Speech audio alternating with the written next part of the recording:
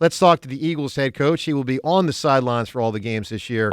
Birds head coach Nick Sirianni. How you doing, Nick? Hey, guys. How y'all doing? Good, Doing Nick. great. Very good. So, Nick, it's been an interesting start, and one that I got to imagine in your younger years before you were a coach, you never envisioned a scenario. Become a head coach, start 2-0. I'll repeat, start 2-0, and like almost the entire town's complaining about it. It's been kind of it's been different this year, right?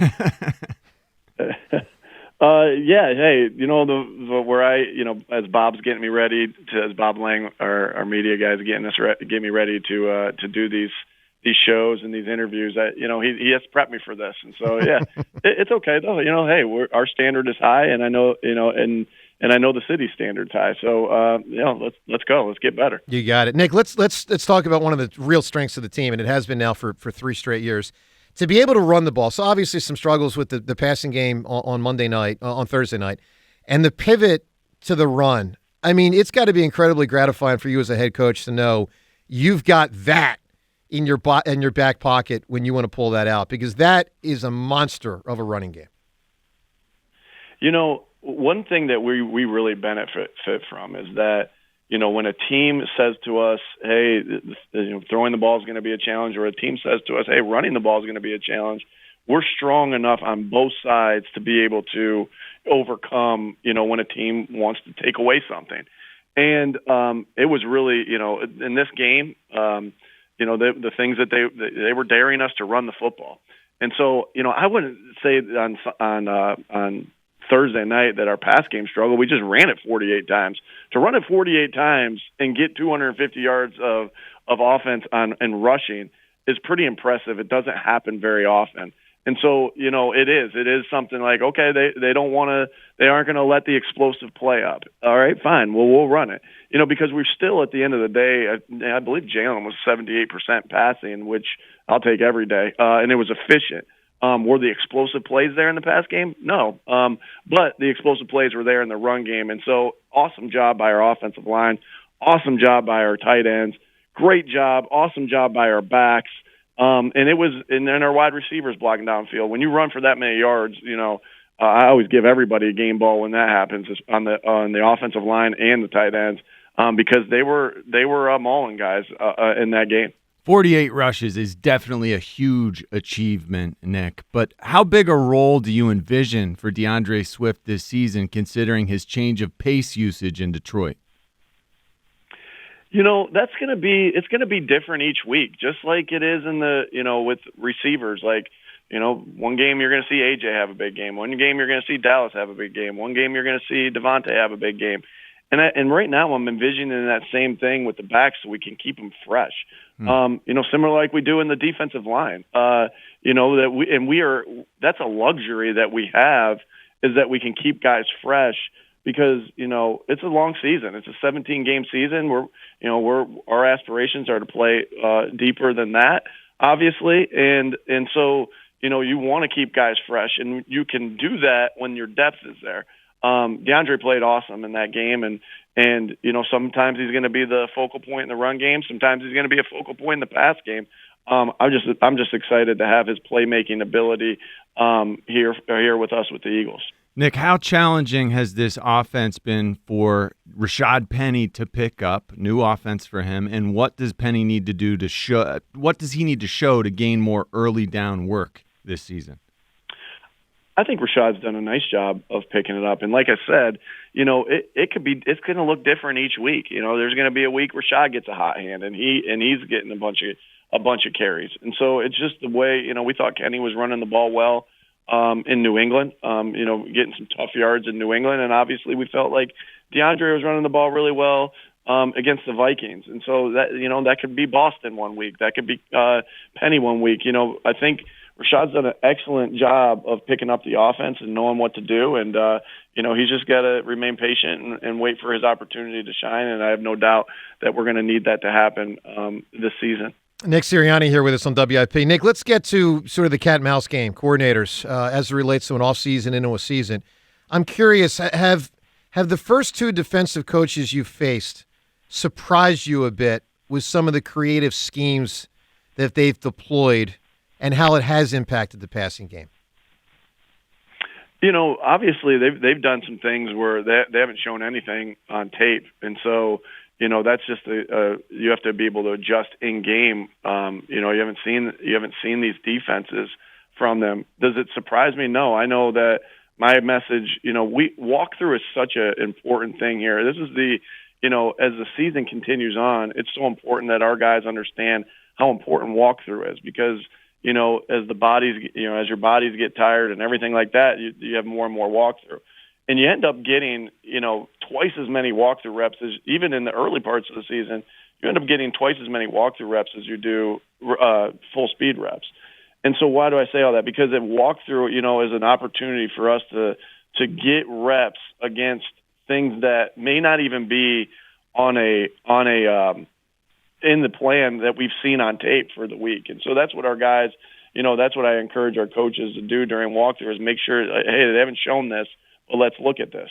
And so my point of saying all that is, like, when you're a good offense, you are naturally, and this has been the case here, as I've seen last year, maybe not to the extent of what we saw the other night. When you're a good offense, you're gonna find out that you're gonna see things that you may not have seen on tape. And so that's why I go into this whole explanation of the walkthrough. So that's why our opportunity in these walkthroughs is to show them some things that, that maybe they haven't seen on tape, right? Maybe they, is from the college game. As I look at the defenses that we saw the other day on Thursday night, it's kind of, you look at some of the stuff that maybe Iowa State's doing on defense. And so, or whoever, somebody in the Big 12, the TCU. And so, sprinkle some of that in now, right?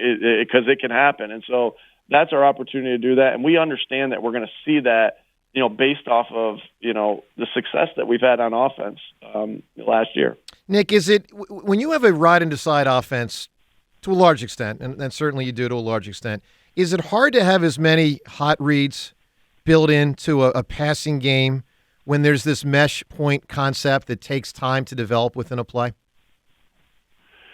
You always have hot routes built into your offense. And a hot route is, when do you use a hot route? Well, you don't use a hot route if the running back was supposed to have somebody in protection and then he blew the assignment, right? And the guy comes free.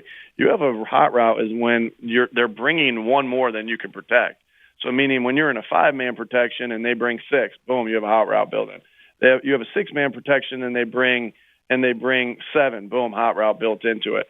And then there's things that like blitz zero, right? Blitz zero, right? You can draw up all your protections you want as many times as you want, but sometimes they just have one more than you can block. So sometimes that requires a check. And so again, there's many different ways that happens, and there's many different ways that you account for that. Sometimes the route is built in. Sometimes the route has to be checked. And sometimes the route has to break off, right? Those are all different variations of what has to happen on a hot route when they bring one extra. And so all those are built into our offense, and they happen at different times every time. Nick, how much has Jalen's ability to change plays and protections at the line of scrimmage evolved while you've been developing him? Yeah, he's done a great job of doing that. I think that he just keeps getting better and better with that. Jalen, what's great about Jalen is when he's seen something 1 or 2 times, which is our job to give it to him in walkthroughs in practice, he has that great ability to not make the same mistake twice and get better from any mistake he has made, or continue to get better on the things that he's doing really well. And so he just continues to evolve with his football IQ. He's a highly intelligent football player, and that just continues to evolve. And why does that happen? Because he loves the game of football more than anybody I've ever seen, right? Because he has this desire to get better, right? And he's got great football IQ. So that's why his ceiling continues. We don't know what his ceiling is going to be because he's going to reach it because all the qualities he has off the field. Nick, how fair is it to say that this O-line is better at run blocking than pass protecting at this stage of the season?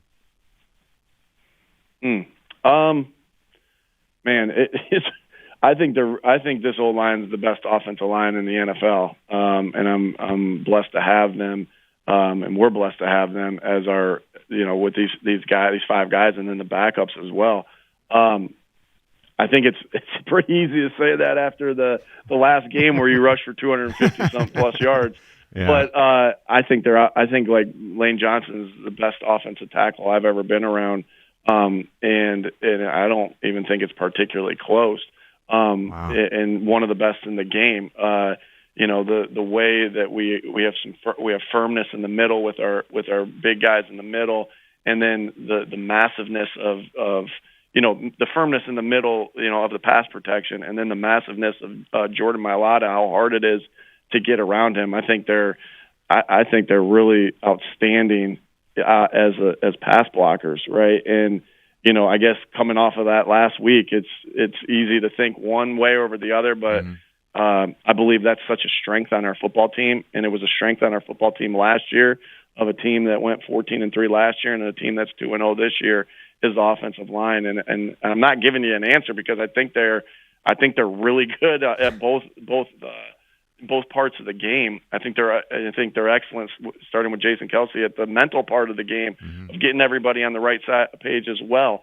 It's just a strong point of our team. And so I think they're outstanding in both of them. But I understand, after you rush for 259 yards, you can be like, I'll tell you what, this run block is pretty damn good, because it is. Well, Nick, let's flip it to the other side of the ball. I think one thing that is perhaps the biggest positive so far this year, eye-opening new development, is the superlative play of Jalen Carter and the emerging play of Jordan Davis. It's really been impressive. I want to play a piece of audio from earlier this week on our show. Dick Vermeil was on our show a couple days ago, and he talked about Jalen Carter, and I'm curious to get your reaction on what he said. The defensive tackle, big guy, Carter, oh, man. Yeah. To me, he reminds me of Reggie White. Okay? I don't want to pressure on him early, but I don't know if he has a limit. Okay, and if you try to block him one-on-one, it's a battle you're going to lose. He's very impressive. Nick, when you hear someone like Dick Vermeil say that about someone as great as Reggie White, what's your reaction to that?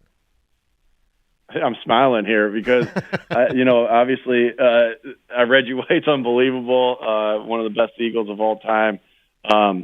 Jordan's got a long way to go. He's got to work. He's got to work every day to get better. He's had a good start, and we all have seen the how impressive he's been in practice, and in the game so far. He just got to put his head down and work. It's a long season. Reggie was able to do that year after year after year, game after game after game. So obviously I respect Coach Vermeil's opinion very much.